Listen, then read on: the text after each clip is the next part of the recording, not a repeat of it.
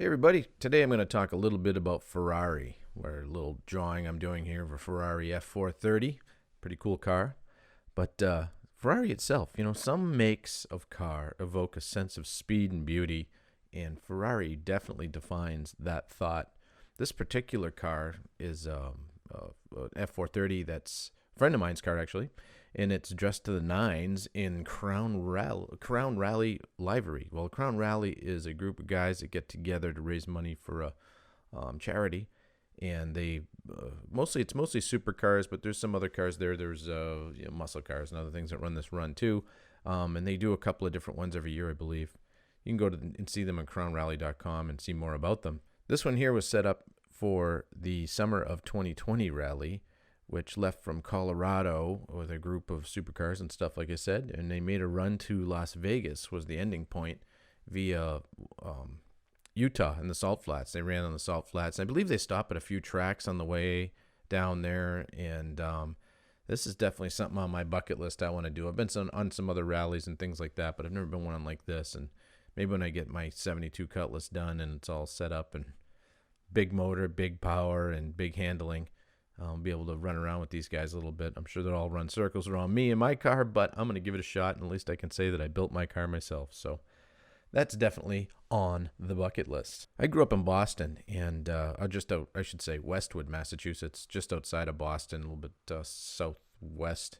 And we had a neighbor that had all kinds of cool cars, and everything. He had muscle cars. I remember he had an old 74 or 75 442, 455, used to do burnouts down the road on. It was pretty awesome. I'd sit on the rock across the street at my friend's house, and we'd sit there, maybe 7, 8, 9 years old, making the little spinning noise or the spinning motion with our fingers to, do a burnout. And he'd never let us down. Always did a big smoky burnout for us. It was awesome.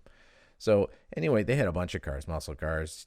Dad always had a Mercedes over there, and they had Corvettes. And one car in particular I really particularly remember is a yellow, I don't remember what year it was a yellow 308 GTB Ferrari. And I got a ride in that a few times, if I remember right. Well, I do remember right. I know I got a ride in it. But I remember just thinking, it's like the Magnum PI car. But these are the kind of things that, when I think about a Ferrari, these are the memories that come up and some of the stuff that pops up in my head. Another way of, honoring Ferrari and what they've done is one of my favorite songs is by Rush. And it's the Red Barchetta. It's not it's just called Red Barchetta. And it's on their 1981 Moving Pictures album. And a lot of people know Tom Sawyer, that song. That was off that same album. This was the song that was after that.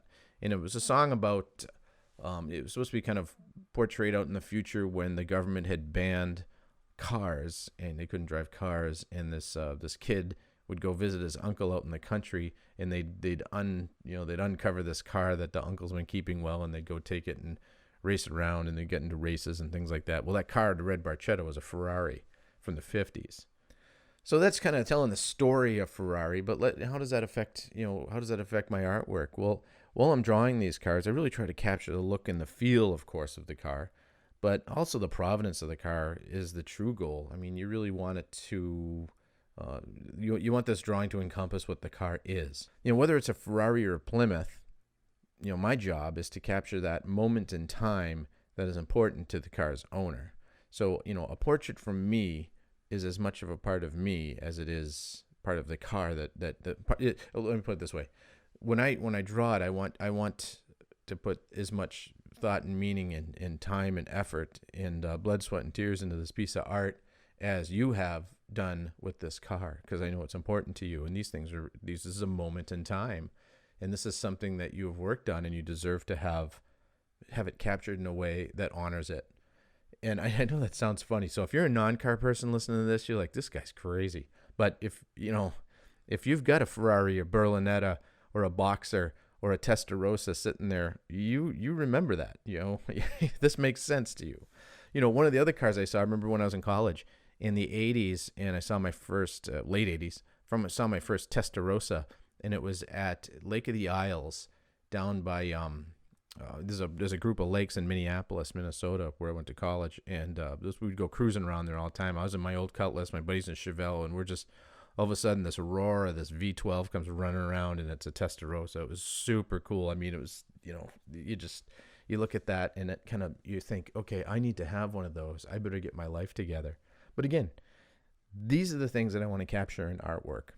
So if this story of automotive inspiration in art moves you at all, you want to have something done, maybe you want to have your car done, maybe you want to have a car done to give as a gift to somebody special, you can email me pictures of the car you want to be captured for a one-of-a-kind portrait, and I'll give you a free estimate, and we can talk back and forth about what you want to do, sizes, colors, and stuff. I have all kinds of price ranges. So just email me, ken@madkstudio.com. And I really appreciate you watching this video. And now that you've made it all the way to the end, all I have to do is ask for one favor. If you enjoyed this, if you got anything out of this, and you know another car person that'd be interested in this, go ahead and share this video with them and let them know about my page. And if they have any questions, they can give me a shout and drop me a line. As always, it's a good help to get the word out. And check out my website, madkstudio.com. And I hope everything's good, and hopefully we can all go out and be burning rubber this summer. Bye.